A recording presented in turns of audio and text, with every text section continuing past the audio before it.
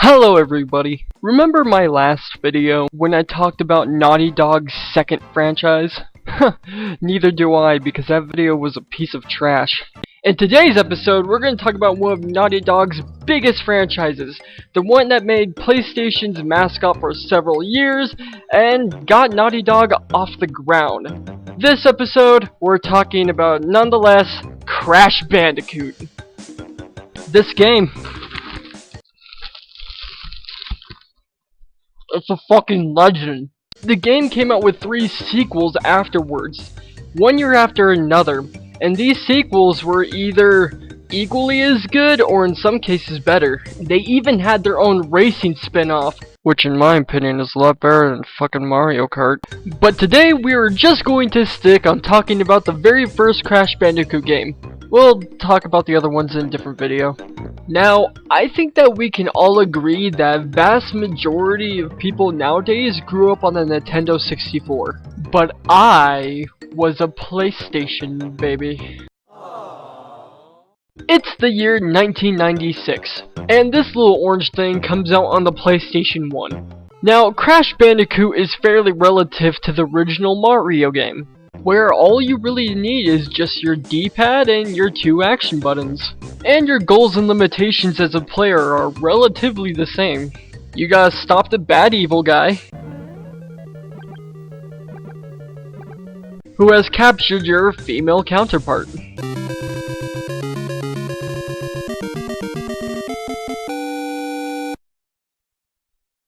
And collectibles in this game, which are Wampa Fruit, are equivalent to Mario's coins.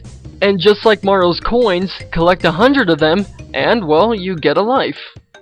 Your other collectible being a witch doctor named Aku Aku. One Aku Aku will allow you to take 1 hit without dying. 2 Aku Akus will allow you to take 2 hits without dying. And 3 Aku Akus will temporarily allow you invincibility. And it's not like the game requires you to collect 2 sets of 3 tokens, one of which being your only way of saving your game, and the other being really fucking hard, in order to get a key, which unlocks other levels in the game. Now, with all joking inside, in Crash Bandicoot 2 and 3, you're allowed to save your game whenever you want. You could die whenever you want, you could do whatever you want. You're allowed to save your game. Now, in some cases, you might not be able to beat a bonus stage. So then, how else are you supposed to save your game? Well, the only other way is to go on about a level collecting every single box without dying to receive a gem. Not dying. Not dying once. Not once, not at all, not never, not dying once.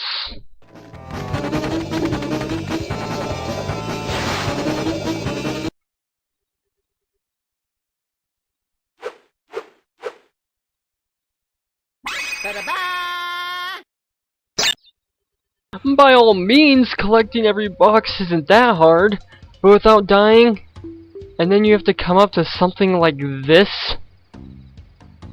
Are you fucking shitting me? Alright, well I guess we'll give it a shot, I guess. Here we go. Oh boy, oh god, no, oh, fucking, alright, let's try this again. Oh god, no, fuck, no, god, no, oh gosh, oh jeez, oh, fuck. It really doesn't help either that Crash doesn't have the tightest controls in the world, so it makes these really difficult levels even that much more difficult. If only there was something, huh? What's that? A checkpoint box?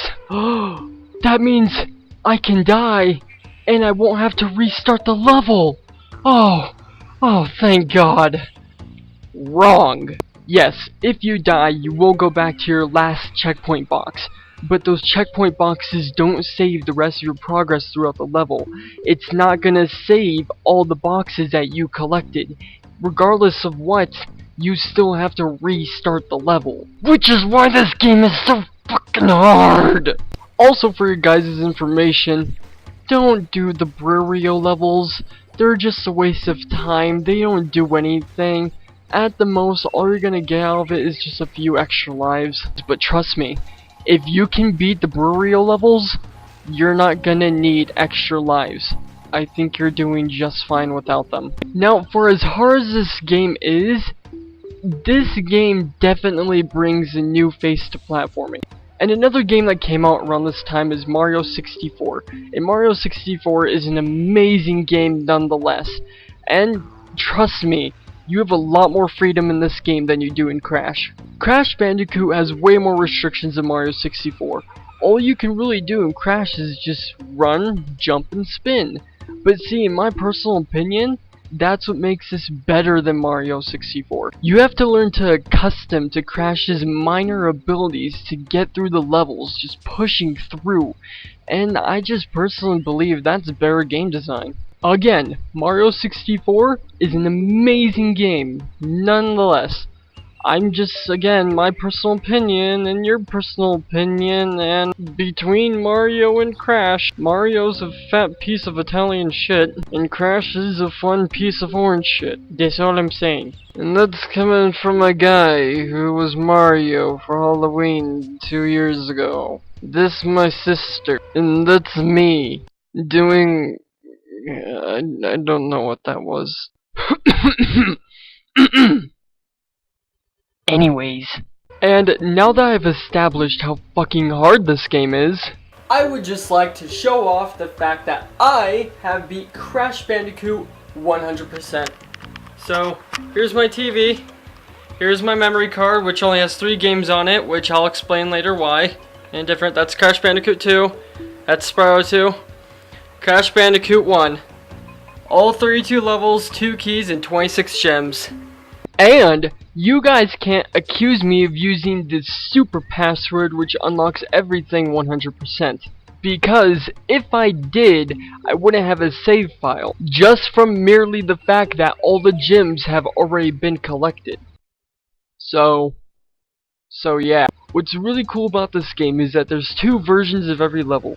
The first version teaching you about what kind of goes on in that level, and the second version actually being the challenge.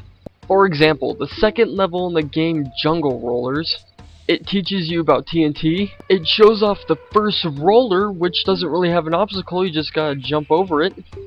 It teaches you about the bonus stage. It teaches you that this is your way of saving the game.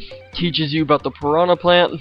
And then the second version of Jungle Rollers is a level called Rolling Stones, which throws everything that you learned in the first level and adds a challenge to it. Crash is just another game that teaches you through its gameplay. And yes, there will be a Mega Man video coming out. But that's about it for this game. It's hard, it's fun, it teaches you stuff, it's a really good game. It's a lot better than most games out there today, that's for sure.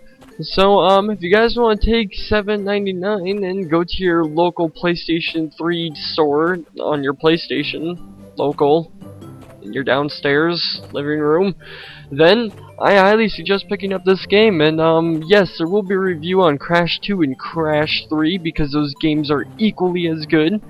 And, yeah, so thank you guys for watching. This is Fiano200.